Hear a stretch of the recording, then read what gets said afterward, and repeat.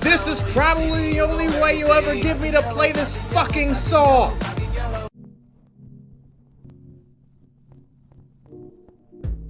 Today on Readus Reviews, I review the Lego Batman movie. Because I mean, come on, you knew this was going to happen.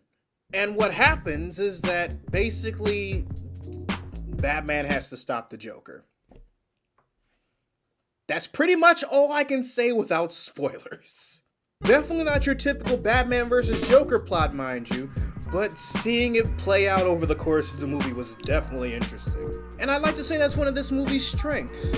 As far as I'm concerned, the plot was predictable yet intriguing. It definitely pulled from multiple sources and multiple genres. I saw a little bit of Ghostbusters, I saw a little bit of Hercules, I saw a little bit of Jet Li's The One, actually. And despite seeing all these plot sources, I thought they all meshed together in one cohesive story pretty well. That also includes all the Batman references from TV and movies over the course of the movie. And despite it being a DC property, it was still a Lego movie at heart. So with that, let's talk about the characters that stood out to me the most. Starting, of course, with Will Arnett as Batman. Jesus fuck. I don't know why I went to this movie thinking that this wasn't going to be the Batman from the Lego movie, but I am so glad that this is the Batman from the Lego movie. And I feel that given the tone of the movie and the message it was trying to relay, it was necessary for this to be the Lego movie Batman, as opposed to, you know, regular comic book Batman. Although there were elements of the comic book and the character in general that translated over into this movie that I will talk about in a minute, because the next character I want to talk about is Zach Galifianakis as the motherfucking Joker. Readers, I'm not gonna lie to you. Up until Birdman, I didn't give a fuck about Zach Galifianakis. I always thought that he would be typecast as the weird best friend that always does whatever is necessary to keep his friendships. And that's mostly due to the characters that he always played in the Hangover trilogy and Due Date. It wasn't until I saw Birdman until I realized that he can expand his horizons. And I felt that he did pretty good by the Joker, mostly because of one element. And it's the element that Batman fans like me have always made fun of the Joker for, ever since we started reading comics and got a bit better acquainted with the Joker's brain. And that's mostly the relationship between Batman and the Joker. But LaRon, what exactly do you mean by relationship? Come on now. The way they do it in this movie was fucking brilliant.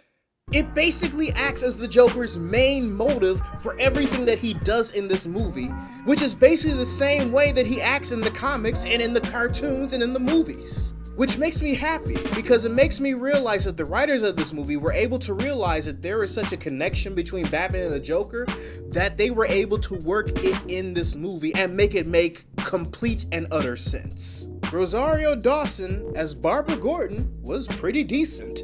I do have my nitpicks, mind you, but I did enjoy the direction that he went with her character. And then we have Ralph Fiennes as Alfred, who was... He was fucking Alfred. I don't know what else you want from me. Like I said before, readers, I did have my nitpicks, and it's mostly the comic book side of me coming out.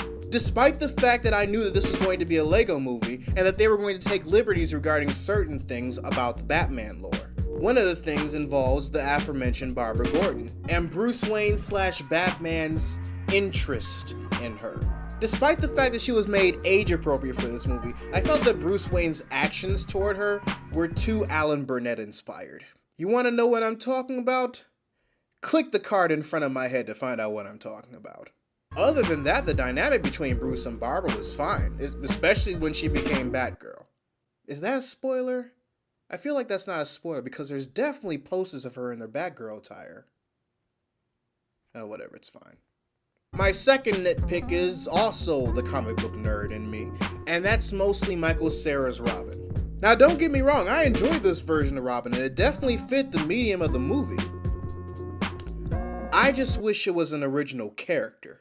Now I say that because he resembles Carrie Kelly from The Dark Knight Returns, but he's actually Dick Grayson. And unless I haven't read a good amount of Golden Age comics or watched enough of Batman 66, then I feel that the writers of this movie might have dropped the ball if they wanted us to believe that this is actually Dick Grayson. But then again, it's like I said before, they took a lot of liberties changing a good amount of things around to fit the tone of this movie.